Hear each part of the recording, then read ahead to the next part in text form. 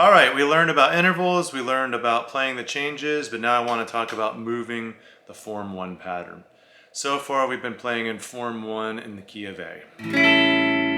So how do we find the form 1 pattern for the key of A? Well, you play the E-shaped A bar chord. It's E-shaped, but we're playing it more like an E7 shape.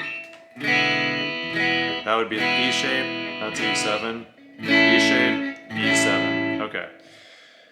So if you want to find the form 1 of a D7, it's right here where you play the D7 chord. And E7. Same pattern, same intervals, just different location. Okay, so you got your form 1 of the 1.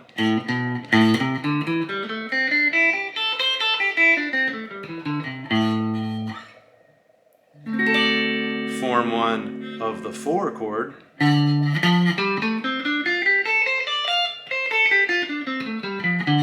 And then form 1 of the 5 chord. Same pattern, same intervals, right? So you may be wondering, well, what do I play over a 4 chord? Well, in form 1 of the 1, you could play any lick that resolves around the 4 interval. Or you could play pieces, you also have your 4 chord here, so you could play like pieces of chord tones or like chord tone pairs. You could play arpeggios. Okay, there's a lot you can do just in form 1 of the 1, but there's even more you can do by moving up to form 1 of the 4. And there's also techniques like the Chuck Berry lick. You can play it over the 4 chord and it'll sound okay, but if you play it in form 1 of the 4 over the 4 chord,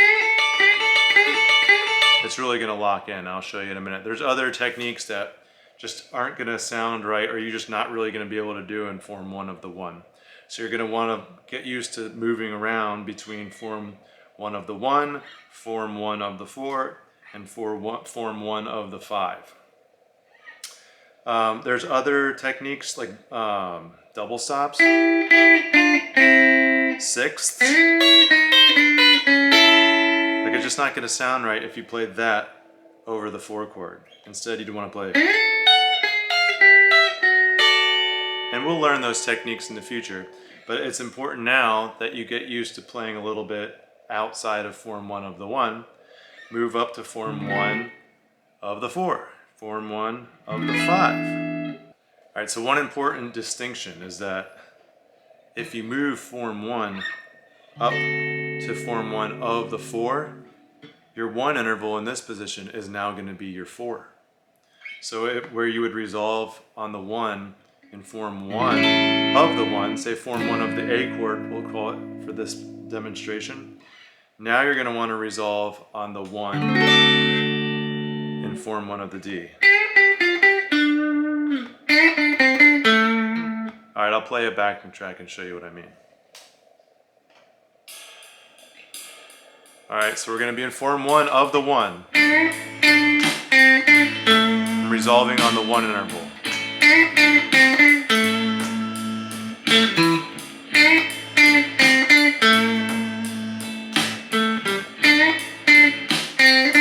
Now we're going to move up to form 1 of the 4. Same lick, I'm resolving on the 1. But you could do whatever you wanted.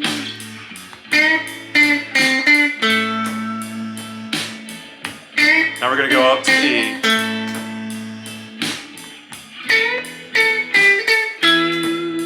Back to the 4.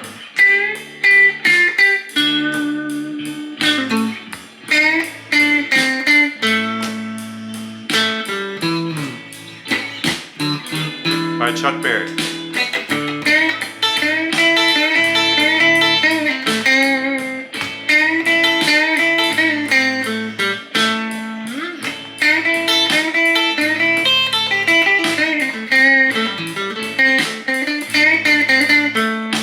I'm ready to move. form 1 of the 4. And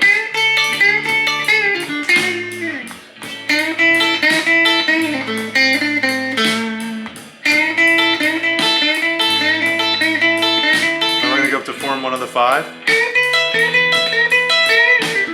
Form 1 of the 4. Form 1 of the 1.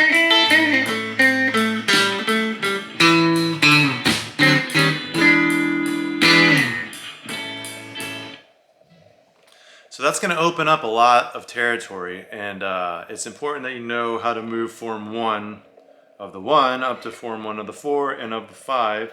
So when you have techniques like the Chuck Berry lick thing, you're going to be able to execute them in the proper spots. Like this would work over the 1 chord. It would work kind of over the 4 chord, but it's not going to sound like locked in as if. So, you know, check it out, play around with it, and get used to playing in those different form 1 positions, because it's going to be really important in the future.